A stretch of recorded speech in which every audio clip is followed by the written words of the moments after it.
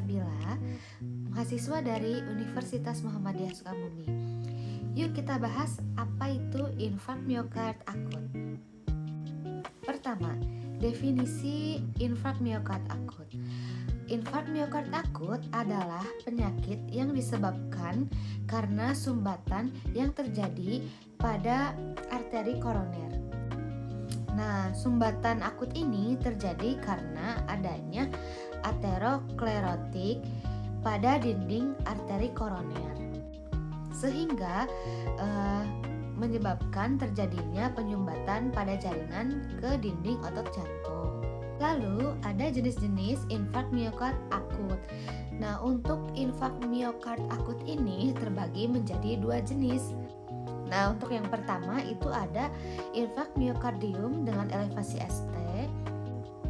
Sedangkan yang kedua itu infark miokardium dengan non elevasi ST. Nah, untuk selanjutnya kita mengenal ke gejala-gejala yang timbul pada penyakit infark miokard akut ini. Nah, untuk gejalanya sendiri itu terasa seperti nyeri perut, nyeri dada, nyeri punggung, bahkan sampai nyeri lambung yang tidak khas.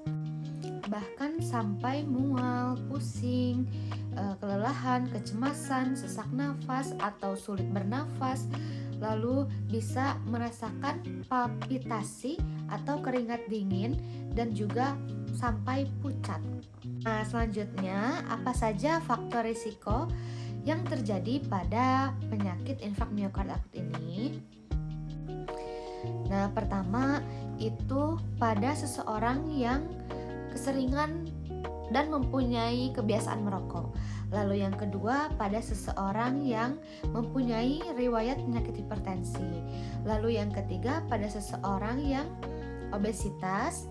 Lalu bisa saja pada seseorang yang mempunyai penyakit diabetes mellitus.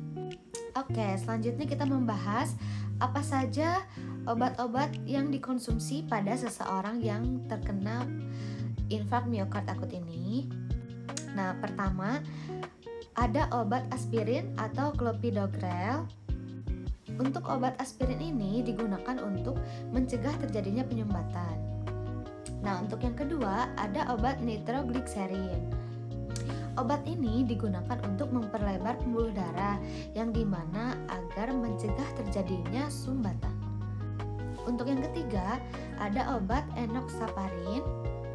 Nah, obat ini digunakan untuk mencegah terjadinya penggumpalan yang dimana penggumpalan tersebut akan menyebabkan sumbatan. Nah, yang keempat ada obat propanolol yang dimana digunakan untuk mencegah terjadinya perubahan pada otot jantung. Setelah itu, bagaimana intervensi keperawatan yang dilakukan pada penyakit infark miokard akut ini? Yuk kita bahas. Untuk yang pertama, kita lakukan observasi tanda-tanda vital seperti tensi, nadi, suhu, dan juga saturasi oksigen pada pasien infark miokard akut ini. Lalu yang kedua, lakukan observasi nyeri dada, lalu perhatikan seperti frekuensi, intensitas, penyebab, dan juga kedalaman pada dada. Lalu yang ketiga, lakukan observasi bila terjadi perdarahan pada pasien. Lalu yang keempat, lakukan monitoring perubahan ECG pada 12 lead. Lalu yang kelima, lakukan monitoring balance cairan. Lalu yang keenam, lakukan pemberian terapi. Untuk terapi tersebut, lakukan terapi seperti terapi antikoagulan, lalu antiplatelel, antiangina, dan lain-lain.